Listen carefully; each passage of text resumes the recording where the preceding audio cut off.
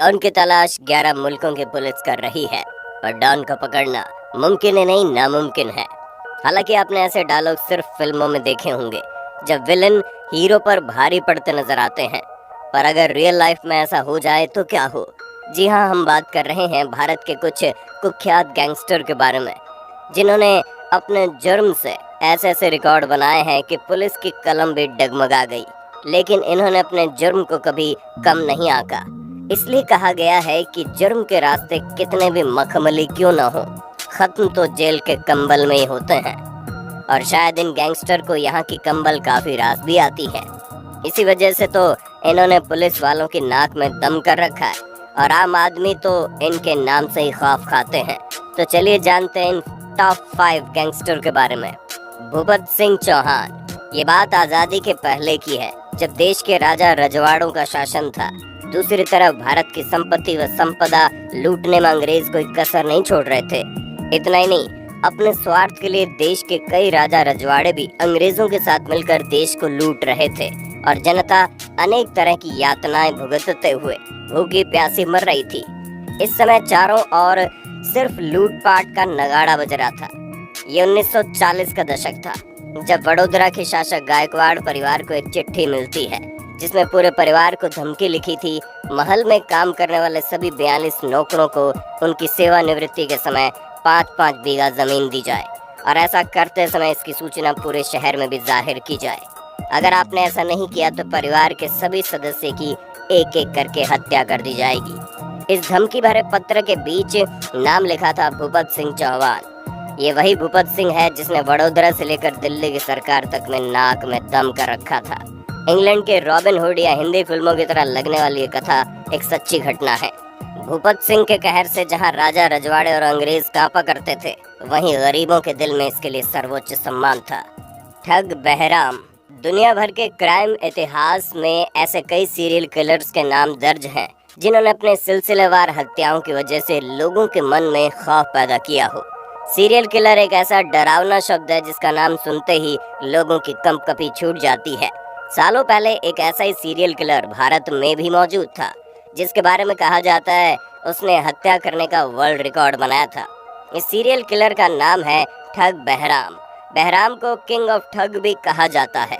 1790 से लेकर 1840 के बीच में कुख्यात रहे ठग बहराम से अंग्रेज भी घबराते थे, क्योंकि वो लूट के इरादे से लोगों को अपना शिकार बनाता था और बेहद ही अनोखे तरीके से शिकार का गला घोंटकर उनकी हत्या कर देता था।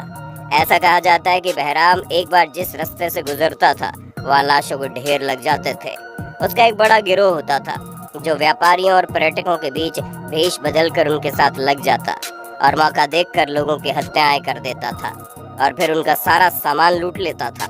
एक अंग्रेज जेम्स पैटॉन के मुताबिक बहराम ने अपनी पूरी जिंदगी में 931 लोगों को मौत के घाट उतारा था और उसने इन हत्याओं का जुर्म भी कबूल किया था।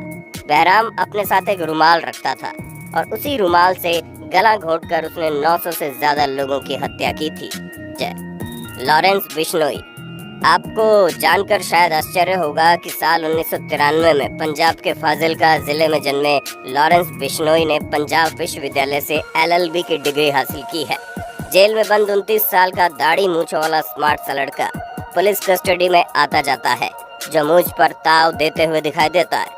कहा जाता है वो शहीद भगत सिंह को रोल मॉडल मानता है और जेल की दीवारों पर भी उनके पोस्टर लगाता है। सोशल मीडिया पर एक सर्च करने पर अनगिनत अकाउंट, वीडियो और तस्वीरें भर भरा कर सामने आने लगती हैं। हजारों की संख्या में फॉलोअर्स की संख्या है। हालांकि दूसरा पक्ष देखें तो 29 साल की उम्र में ही दर्जन से ज्यादा आपराधिक मामले भी हैं।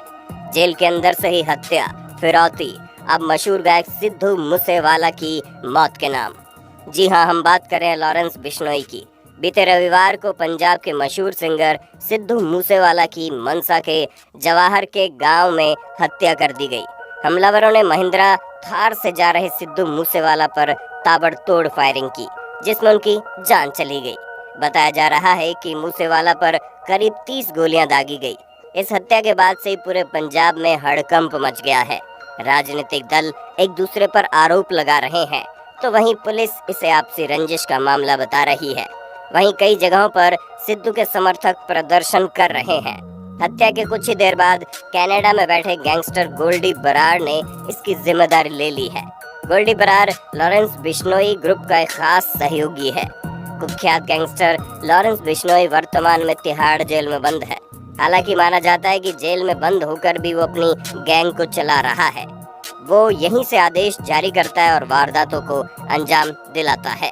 ऐसा माना जा रहा है कि सिद्धू मूसेवाला की मौत की साजिश का संबंध भी दिल्ली के तिहाड़ जेल से ही हो सकता है। रंगा और बिल्ला बात 1975 के आसपास की है।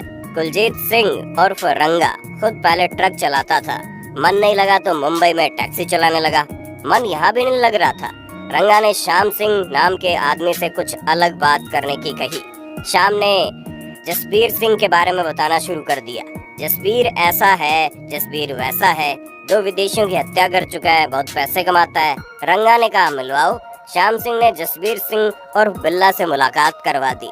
अब बन गई रंगा बिल्ला की जोड़ी।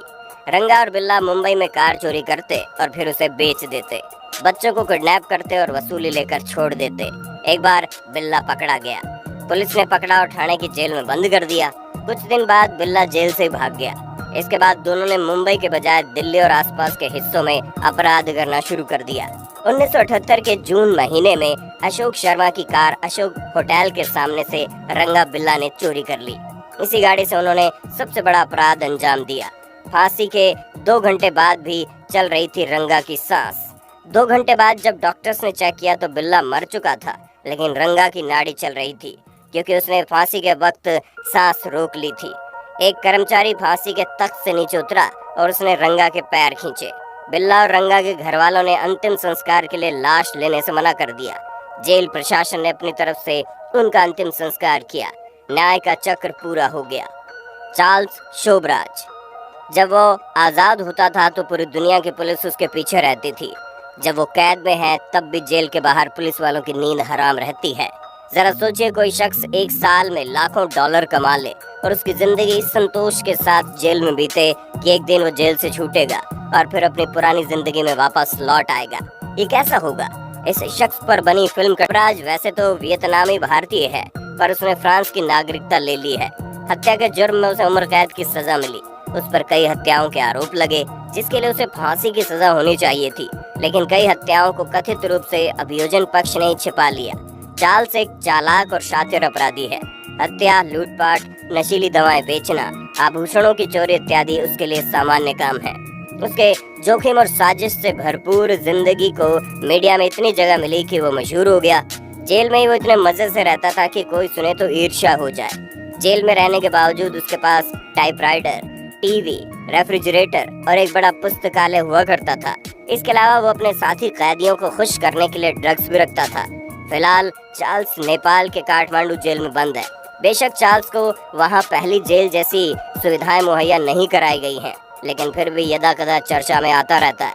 तो दोस्तों, आप क्या कहना चाहेंगे खूंखार गैंगस्टर्स के बारे में, जो अपने इन करतूतों की वजह से हमेशा लोगों के बीच खौफ का सबब बने होते हैं? आप अपनी राय हमें कमेंट बॉक्स में देना। इस वीडियो को शेयर करना। मिलते हैं अगली वीडियो में। तब तक ध्यान रखिए अपना और हमारा इंतजार कीजिए। Bye bye.